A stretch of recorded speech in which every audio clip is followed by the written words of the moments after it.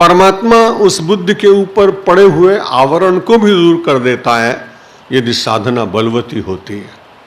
बुद्धिर बुद्धिमतामस्मि तेजस तेजस्विनामहम्। संसार के जितने बुद्धिमान महापुरुष हैं और वो अपने को मानते नहीं कि हम बुद्धिमान हैं। रवि शास्त्री जी रोज प्रातःकाल सायंकाल रामायण सुनाते हैं बड़े मधुर कंठ से। गोस्वामी तुलसीदास जी ने से पूछा, आप बुद्धिमान आदमी हैं, बड़ी अच्छी कविता लिख रहे हैं। गोस्वामी जी क्या कहते हैं कि कवित विवेक एक नहीं मोरे, सत्य कहाऊं लिखी कागद कोरे। मुझे कविता का किंचित मात्र भी ज्ञान नहीं है। मैं तो केवल कागज को काला करता हूं। सत्य कहूं लिखी कागज कोरे, कोरे कागज पर लिख के कह रहा हूं मुझे कविता का विवेक नहीं है। जिनमें बुद्धि होती है, जिनमें कला होती है, जिनमें ज्ञान होता है, वो मानते रहते हैं कि परमात्मा की कृपा है। उस कृपा के कारण ही ये हो रहा है, नहीं तो सभी से ना हो जाए। जो लोग जहां जहां भी आपको बुद्धिमत्ता दिखाई पड़े उस व्यक्ति की महिमा तो जरूर स्वीकार करिए, लेकिन जो बुद्धि को देने वाला है वो तो परमात्मा है। एक बार बड़ा प्रश्न उठा कि परमात्मा संसार में सबसे अच्छी वस्तु कौन सा देता, और उसने कहा कि मुझे भगवान का स्मरण क्यों करना चाहिए। मैं तो बहुत बड़ा आदमी हूँ, करोड़पति आदमी हूँ, अरबपति आदमी हूँ, मेरे पास सब कुछ है। तो श्रीमद् भगवद गीता ने कि सब कुछ हो तो बड़ी अच्छी बात, लेकिन भगवान इसलिए बड़ा है कि जो तुम्हें कुछ नहीं दे सकता है वो ही दे सकता है। अब तो उसके मन में विचार आया कि भगवान ऐसा क्या दे सकते हैं। तो भगवान ने कहा, देखो ददामि बुद्धि योगम तम, मैं दुनिया को बुद्धि में ही देता हूं। सारे संसार का विजडम का जो सप्लायर है वो केवल भगवान। जब आदमी ये सोचने लगता है कि मेरी बुद्धि है तो उसमें विकृति आती है, उसमें तमोगुण आता है, उसमें द्वेष आता है, उसमें अहंकृति आती है। और जब ये विचार करते हैं कि बुद्धि तो भगवान ने दी, बड़ी कृपा, लेकिन है किसकी? बुद्धिर बुद्धिमतामस्मि। भगवान कहते हैं बुद्धिमानों के भीतर बुद्धिमत्ता मेरी।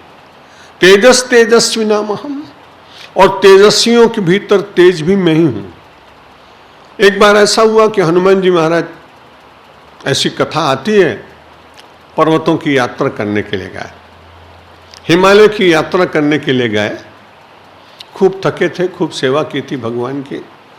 भगवान से कहा, महाराज मैं भी तीर्थ यात्रा कर आऊं, वैसे तो मेरा तीर्थ आप ही हैं, लेकिन मन में हुआ है हिमालय का दर्शन हो जाएगा।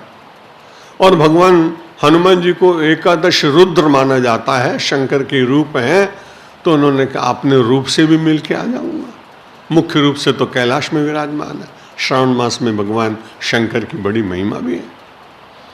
हनुमान जी गए, एक वृक्ष के नीचे विश्राम कर रहे थे।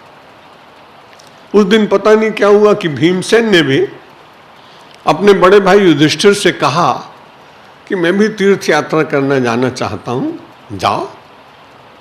भीम को तो अपना बड़ा बल था, हनुमान जी को देखा बड़े के हुए हैं, लेकिन मार्ग इतना छोटा था, बड़ा भीम रूप करके वहां दिखाई पड़ा। भीमसेन आ रहे थे ना, भीमसेन को लगा कि मैं ही सबसे बड़ा हूं।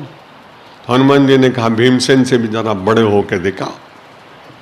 अब वो मार्ग में भीमसेन जब जाने लगे तो उन्होंने प्रणाम किया, क्योंकि गीता की सफलता इसलिए है कि वहां हनुमान जी थे।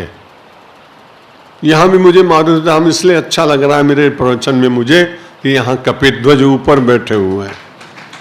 जिसके रथ पर कपिध्वज होते हैं ना, उसको विजय मिल जाती है। हनुमान जी श्री कृष्ण भगवान का नित्य दर्शन कर रहे हैं। अर्जुन तो श्री कृष्ण को देख रहा है, लेकिन श्री कृष्ण भगवान कपिध्वज को देखते हैं और कहते हैं तुमने राम को भी विजय दिलाई थी, मेरे अर्जुन को भी विजय दिला देना। इसलिए हनुमान जी की आराधना शंकर की ही आराधना है। तेजस्विनामहम् की बात में निवेदन कर रहा था तो रास्ता नहीं था। भीम जी ने बहुत आग्रह किया कि मुझे आगे यात्रा करनी है। बोले आप तो बहुत बलवान व्यक्ति हैं, मैं तो बहुत थका हूँ, मेरी पूंछ उठा के मार्ग से रास्ता बना लो। भीम से हमने पूरा बल लगाया पुराण में कहीं कथा आती, मैंने किसी संत के मुंह से सुनी थी कि वो पूंछ उठी नहीं। जब पूंछ नहीं उठी तो भीमसेन ने कहा कि बड़े बड़े लोगों को मैंने पछाड़ दिया, आपकी ये पूंछ नहीं उठ रही है। उन्होंने कहा, देख, जब तूने लोगों को पछाड़ा होगा तब तेरे साथ श्री कृष्ण रहे होंगे। आज तू मेरी पूंछ भी नहीं उठा पा रहा क्योंकि तेरा तेज तेरे अहंकार ने नष्ट कर दिया है। इसलिए फिर से भगवान की शरण में जा। तमेव शरणम गच्छ सर्वभावेन भारत। पूरी तरह से तुम उसी की शरण में जाओ। आंखें खुल गईं, विचार जागृत हो गया। भीमसेन ध्यान करने लगे। श्री कृष्ण की करुणा निरंतर बुद्धि में व्याप्त होने लगी।